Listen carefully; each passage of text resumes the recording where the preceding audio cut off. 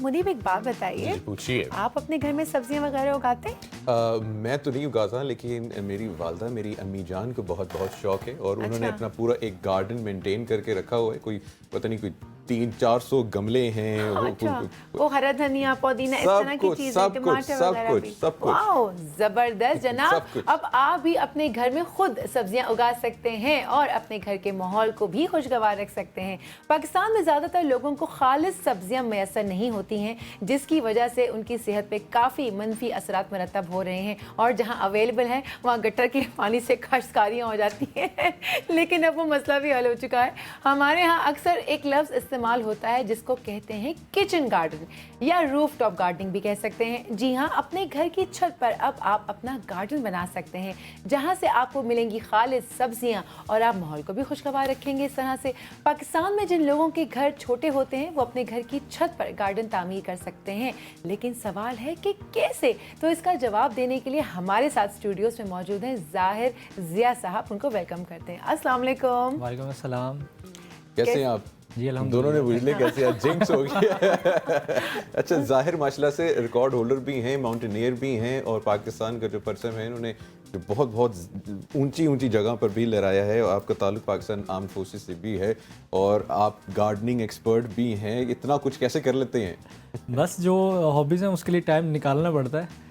बनता तो नहीं है खुद, लेकिन उसके लिए स्पेशली निकालना पड़ता है। जैसे सुबह अगर मुझे 7 बजे उठना है तो गार्डनिंग की वजह से मुझे 5 बजे उठना पड़ता है। ओह गॉड, इसलिए थोड़ा सा टाइम करना पड़ता है ना इनके लिए। ये आपकी हॉबी है बेसिकली? हाँ बिल्कुल, शुरू बचपन से ही हॉबी। अच्छा, बचपन से कैसे बचपन से कर रहा हूँ मैं। तो बचपन से स्टार्ट कैसे लिया? होता है किसी को देख के शौक आता है या अम्मी करती थी, कुछ तो होता है ना? हाँ बिल्कुल, घर में था। घर में शुरू से मतलब जो एक लॉन हमारा अलग से छोटा सा बनाया हुआ था, तो उसमें मामू थे और वो करते थे और उनकी तरफ देख देख के मुझे भी हुआ कि अब रोज़ाना इतनी तो नहीं सब्ज़ी पैदा हम कर सकते घर में कि रोज़ाना घर से उतारें, लेकिन अपने तो इतनी कोशिश तो कर सकते हैं कि जितनी हमारे हाथ में है उतना तो करें ना। जितनी ऑर्गेनिक ले सकते हैं उतना तो ले सकें। लाइक जैसे मिर्चें हैं वो डेली हम ले सकते हैं, तो इस तरह से छोटी छोटी चीज़ें। धनिया, पुदीना, ये तो डेली बेसिस पे चाहिए होता है। बिल्कुल। अच्छा, ये वैसे अभी एक आसान सोल्यूशन भी है, इतनी महंगाई है, लेकिन चलें जितना थोड़ा बहुत तो आ ही जाएगा ना आपको। बिल्कुल। रूफ टॉप गार्डनिंग अगर किसी ने, अब देखें आपकी भी गार्डन्स की जो पिक्चर्स इस वक्त आप देख सकते हैं स्क्रीन पे, आपने बड़ा खूबसूरत जो है अपनी छत बनाई हुई है। इससे तो एक तो माहौल भी बड़ा बेहतरीन हो जाता है, फ्रेश हो जाता है। अब अगर किसी ने ये स्टार्ट करना है तो उसको क्या क्या करना पड़ेगा? देखें, अब मैंने जो रूफटॉप बनाया है वहाँ पे मैंने छत पे मिट्टी नहीं फेंकी ना, जो आप देख रहे हैं ये बिल्कुल इस पे मैंने कारपेट जो है ना वो किया हुआ है। इस पे जो ये प्लास्टिक ग्रास होती है, आर्टिफिशियल ग्रास है। लेकिन ये इससे एक ये फ़ायदा हो जाता है कि ये तो खूबसूरती जो है वो रहती है और दूसरा छत जो है ना ये पानी से महफूज रहती है। तो कुछ लोग करते हैं छत के ऊपर भी मिट्टी डलवा के दोबारा से उसको मतलब कर लेते हैं। उसमें कि उसमें सेम और लीकेज और इन चीज़ों के मसले, फिर छत के अंदर की तरफ से भी अक्सर मसले मसाइल आ जाते हैं। तो हमने ये एक नया ये टेक्नोलॉजी जो जब ये शुरू हुई तो उसी वक्त इसको मतलब यूटिलाइज़ करना शुरू कर दिया कि देखने में एक ही पैटर्न पे नज़र आएगा। कहीं से घास उतर जाती है फिर वो बुरा लगता है ना, कहीं से बच्चे, क्योंकि मेरे घर में बिल्लियाँ भी हैं तो फिर इस वजह से थोड़ा सा करना पड़ता है। इस पर कोई चीज़ गिर जाए, इसको आसान है साफ़ करना। तो दरमियान में कारपेट हो गया और साइड्स पे जितने भी हैं गमले और जितने भी पॉट्स हैं और प्योर जो आप कह लेंगे मिट्टी के साथ क्यारियाँ मुकम्मल बना दी। और जो ज़मीन है वो एज इट इज़, जब मतलब मैंने घर शिफ्ट करने कहीं जाना है एज इट इज़ उसको उठाया और ले गए। Portable garden. तो ये बताइए कि इसका मतलब तो ये हुआ कि हर सब्जी, हर चीज़ जो है वो गमले में बासानी उगाई जा सकती है, ज़मीन की ज़रूरत नहीं है। बिल्कुल, चेरी टोमेटोज़ हैं और आजकल तो हाइब्रिड प्लांट्स जो हैं, प्लांट्स इस तरह के आ चुके हैं कि उनके लेस लीव्स होते हैं और मोर फ्रूटिंग। मीन्स के इतना सा अगर वो है लेमन है तो उसके ऊपर आप देख लेंगे कुछ भी नहीं तो 1 से 2 kg तो इजीली उस पर मतलब लग जाते हैं, क्योंकि वो हाइब्रिड होता है ना। हाइब्रिड मीन्स के इन्होंने उसको जनरेट किया होता है उसके सीड को दोबारा से ना। तो वो मतलब अगर देसी पौधा है अगर वो यहाँ तक जाएगा और अगर हाइब्रिड है तो इतने से गमले में ही इतने पौधों पे सेब लगे हुए होते हैं इस तरह के। हाँ हाँ, तो ये असली वाले सेब? हाँ हाँ, असली खाने वाले प्लास्टिक वाले बांधते हैं चाइना के सेब। सो वो उनकी जो ऑर्गेनिक वैल्यू है वो भी वही रहती है? नहीं, ऑर्गेनिक वैल्यू तो वो है, लेकिन ये कि उस तरह से जो उनमें आप ये कह लेंगे प्रोटीन्स और विटामिन हैं उसमें उस तरह तो नहीं, लेकिन फिर भी उस तरह से अगर आप देखें तो 70% 90% उसमें जो है ना रिच एनर्जी उसमें होती है, लेकिन अब ज़्यादा तो इसी तरफ रुझान आ गया है। अब तो 4-4 फीट के जो पपीता हैं, पपीते इतने दरख्त हैं और पपीते फ्रूटिंग कर रहे हैं माशाल्लाह, भरे पड़े हुए हैं। वाकई बिल्कुल, वाह क्या बात ये है। चार्ट ये इतने जो छोटे पॉट्स में लगते हैं और अनार लगे हुए हैं, 5-5 अनार लगे हैं। नहीं वाकई हाँ, हाइब्रिड आपको भी सर्च करके देखिएगा, हाइब्रिड प्लांट्स जो होते हैं इस तरह। फिर उसके बाद ग्राफ्टिंग इनकी होती है, फिर प्रूनिंग होती है। मीन्स कि अगर पौधा ऊपर की तरफ जा रहा है उसको ऊपर से ही काट देते हैं ताकि वो साइडों पे फैल जाता है, फिर वो ज़्यादा फ्रूटिंग करता है। इसलिए इनकी काट छांट ज़रूरी होती है फ्रूटिंग करने के लिए।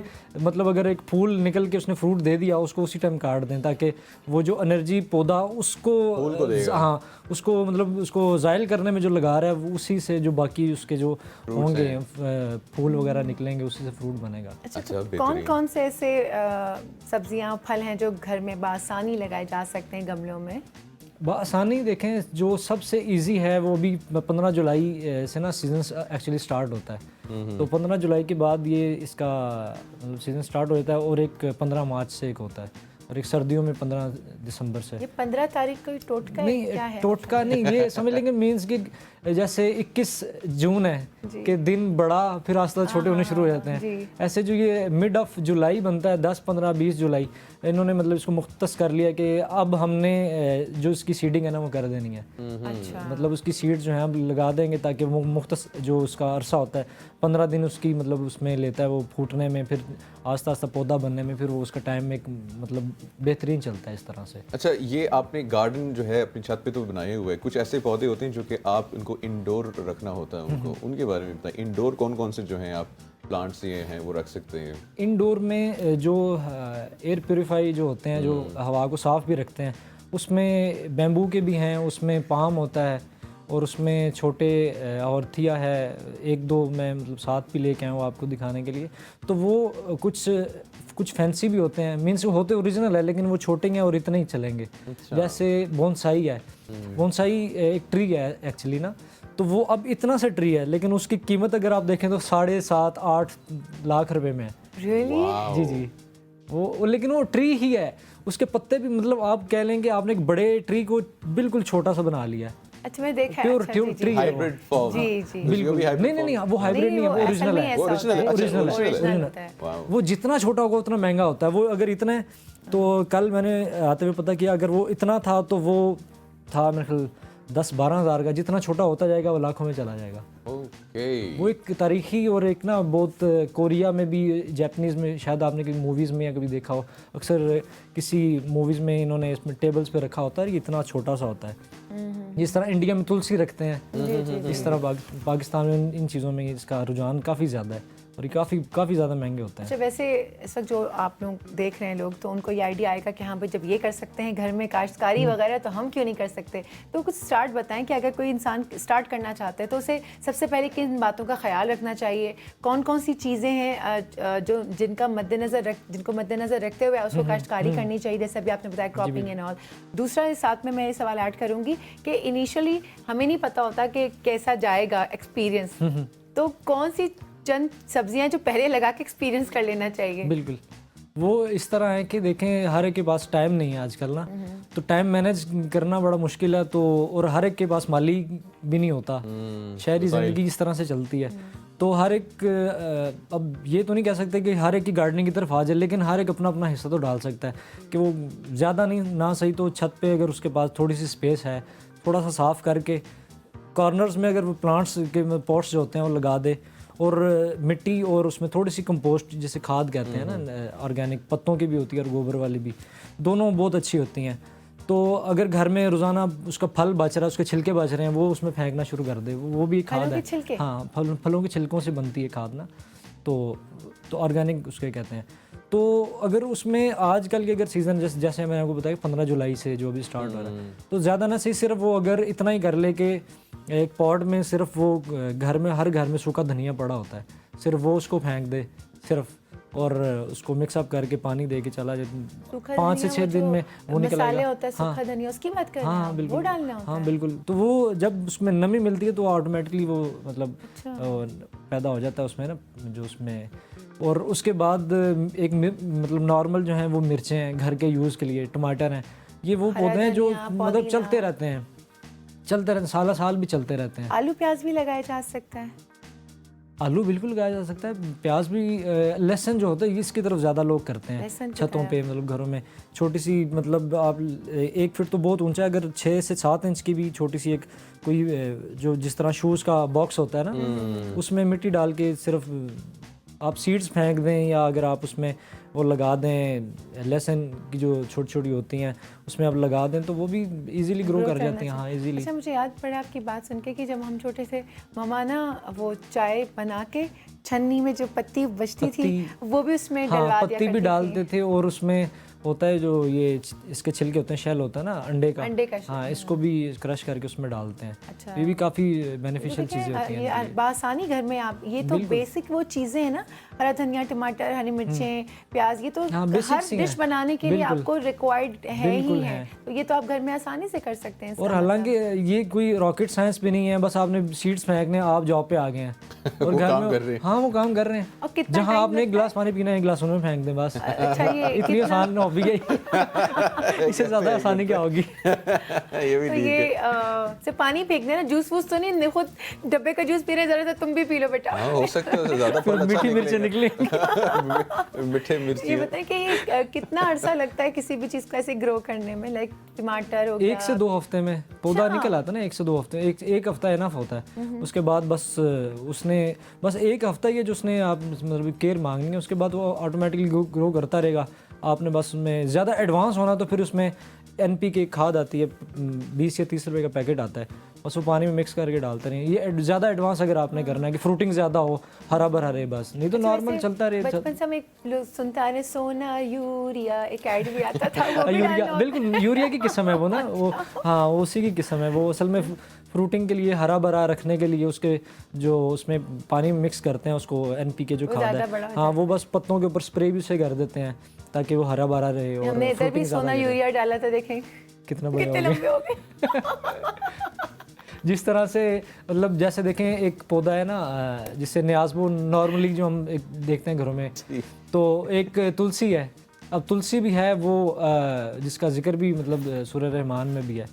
तो अब तुलसी है, उसे पाकिस्तान में समझा जाता है कि ये एक हिंदुओं का एक मतलब होली प्लांट उसे कहते हैं ना, मुकद्दस पौधा, मुकद्दस पौधा। लेकिन उससे ज़्यादा मुकद्दस पौधा हमारे ये इस्लाम में है कि इससे मतलब काफ़ी कै, उल्टी, बुखार, गला ख़राब, ज़ुकाम, इन चीज़ों में मतलब अगर ज़ुकाम हो, इसका पत्ता एक चबा लिया जाए तो फ़ौरन मतलब हाँ इंस्टेंटली मतलब काफ़ी फ़र्क पड़ता है। कौन सा प्लांट है? तुलसी का प्लांट। और जिस घर में या जिस कॉरिडोर में रखा हो वहाँ पे मच्छर नहीं आते, क्योंकि इसकी स्मेल बहुत तेज़ होती है। अच्छा, बहुत ज़्यादा। जिस तरह हैमन है उसकी भी बहुत तेज़ होती है और तुलसी की भी, और मिलने को 20-30 रुपए का मिल जाता है। अच्छा, लेकिन होता बहुत अच्छा है, बहुत इसकी जो अफादियत है वो बहुत ज़्यादा है। दो टाइम बहुत कम है, लेकिन 2 सवाल मेरे छट से ध्यान में आ गए। एक तो ये कि कुछ ऐसे पौधे भी होते हैं जिन्हें इंडोर रखने से कहते हैं कि बड़ी अच्छी ऑक्सीजन जो है वो प्यूरिफाई कर देते हैं आपका, तो ऐसे चंद पौधों के नाम बताएं। और ये कि कितना खर्चा आ जाता है इस तमाम चीज़ पे, अगर आप घर पे छत पे बनाना चाहते हैं, मिनिमम कितना बजट रखना होता है?